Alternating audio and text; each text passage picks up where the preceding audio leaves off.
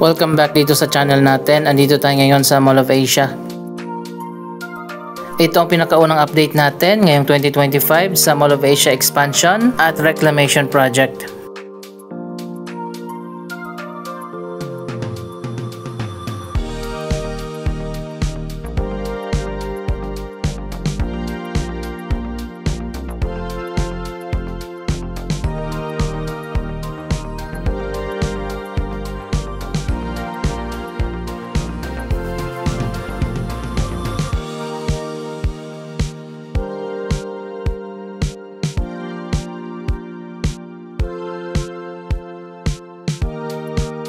Dito sa may atrium makikita natin ang pinakabagong atraksyon sa Mall of Asia, ang MOA 360 LED.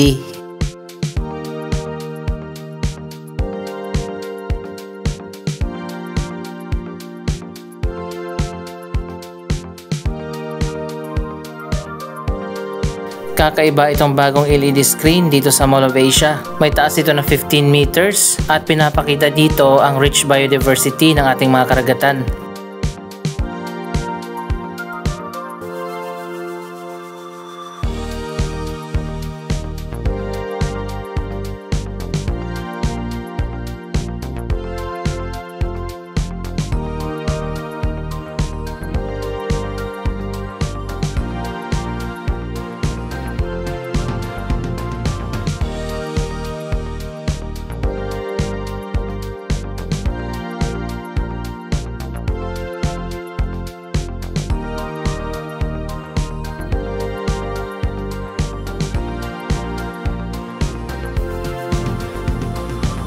Anyway guys, matatapos na nga ang expansion project dito sa buong mall. May bago ng third floor, dalawang bagong sky garden, isang malawak na sky park, may football field, wellness park, pet park at marami pang iba. Yun nga lang, hindi pa binubuksan ang mga yan, lalo na dito sa taas.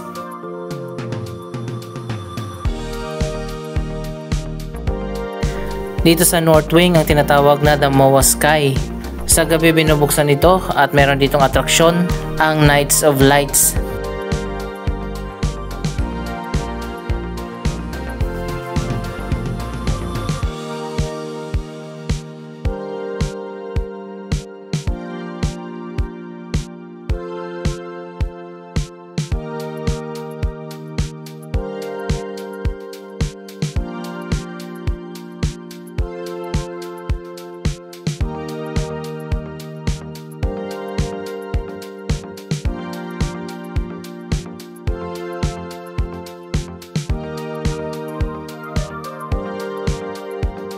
Kailan kayo bubuksan ang rooftop kung nasaan ang bagong sky park at football pitch?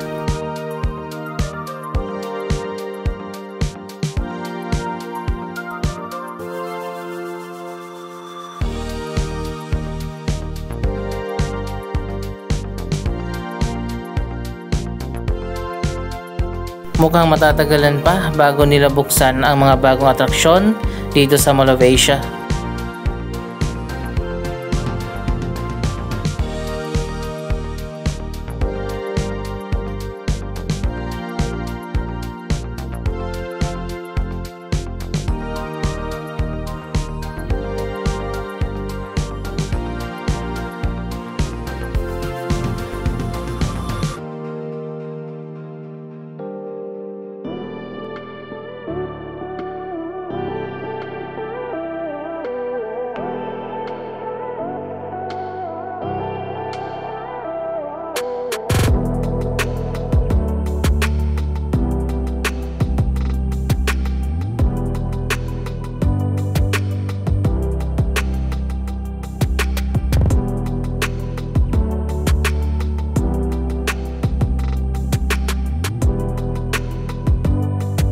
So ayan guys, hanggang sili pa rin tayo dito sa bagong MOA Sky North Sky Garden.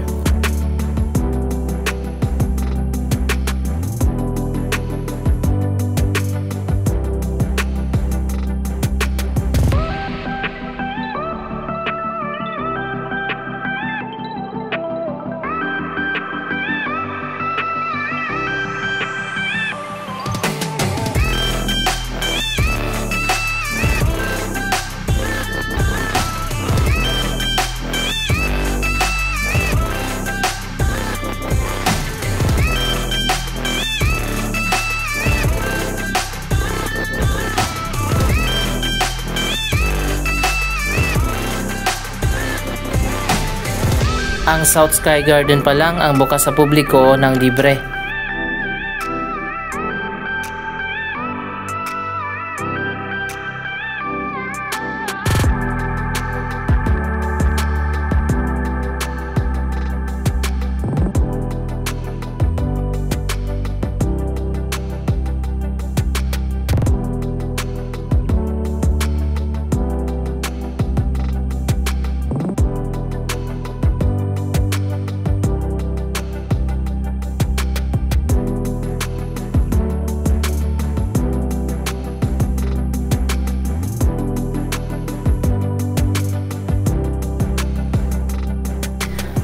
Kapag nandito kayo sa Mall of Asia at inabot kayo ng gabi, pwede na kayo mag-explore dito sa bagong MOA Night of Lights. Kailangan lang mag-present kayo ng at least 2,000 na resibo na binili dito sa Mall of Asia.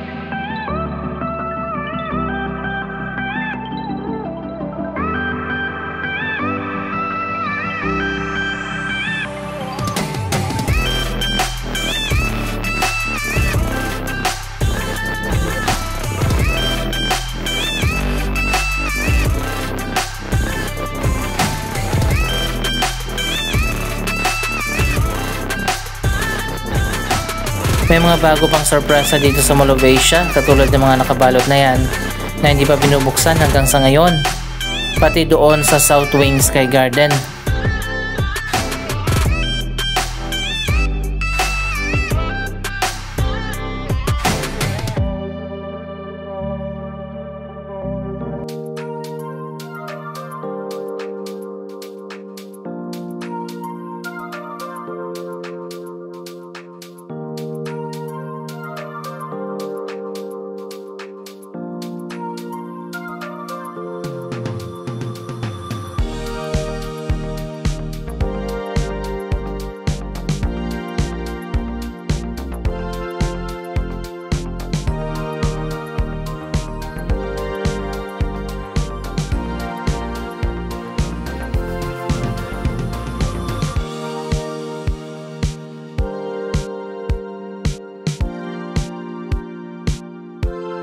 Walang fountain dito sa North Sky Garden pero meron ditong artificial pond at may walkway na parang mga lotus flower.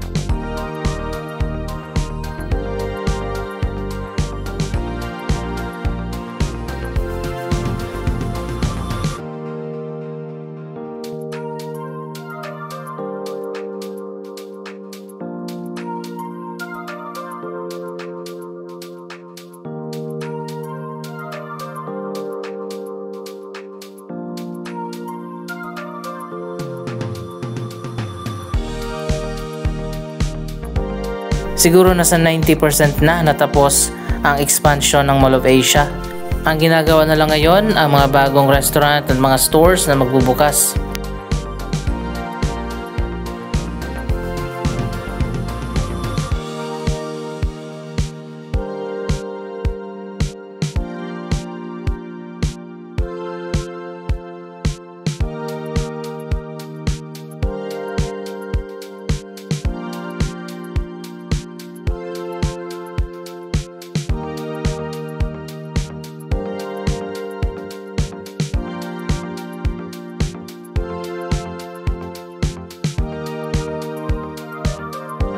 Marami ng coming soon na mga tenants dito sa bagong third floor ng Mall of Asia.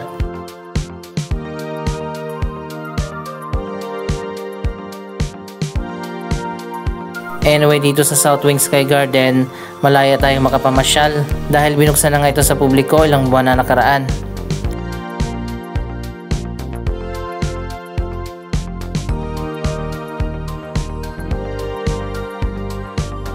Update naman tayo sa SM Prime Reclamation. Ito na ngayon ang lawak ng itinambak na lupa at buhangin.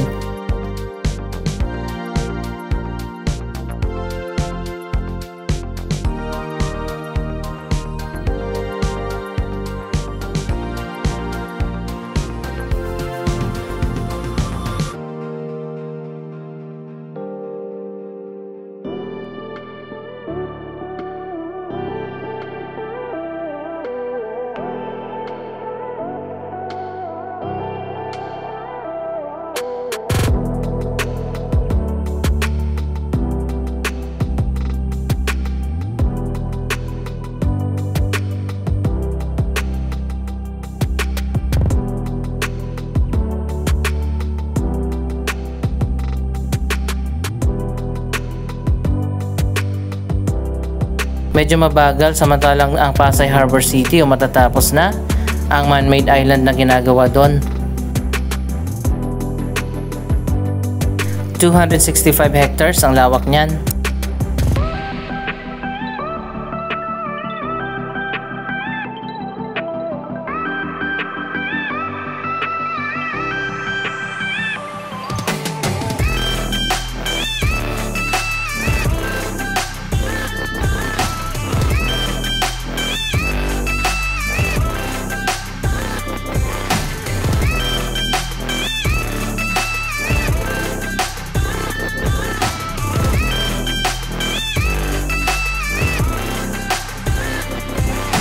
Pero mas malawak itong SM Prime Reclamation, 360 hectares kapag natapos na ito.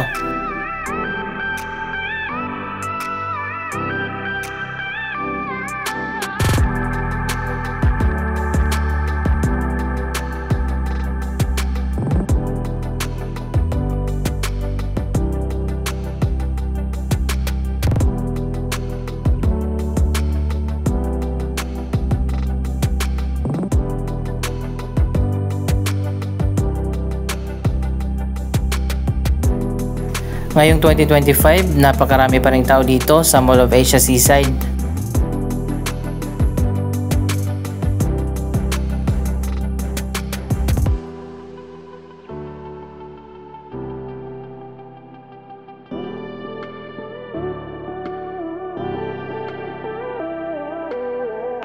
Ito yung isa sa mga hagdanan na paakyat dyan sa Sky Park.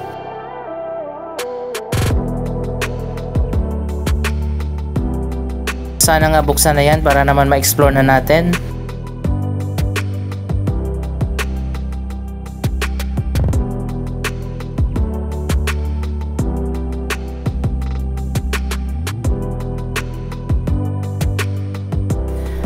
Kailan kayo bubuksan ito? Ano sa tingin nyo ang nakatago dyan sa loob?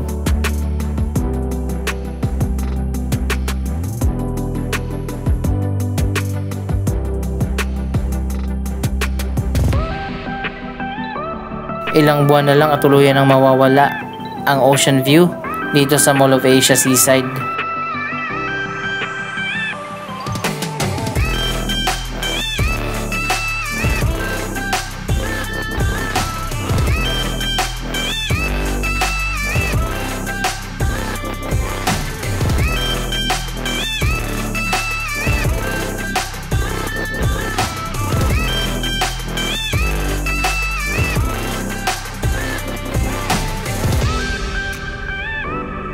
May isa pang bagong project na ginagawa dito sa gilid ng Mall of Asia.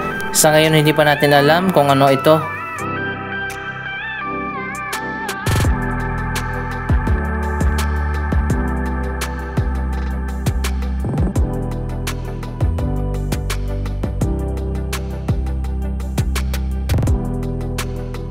Anyway, anong masasabi nyo sa progress ng Mall of Asia Expansion at Reclamation Project? Mag-comment lamang dyan sa baba ng inyong mga reaksyon.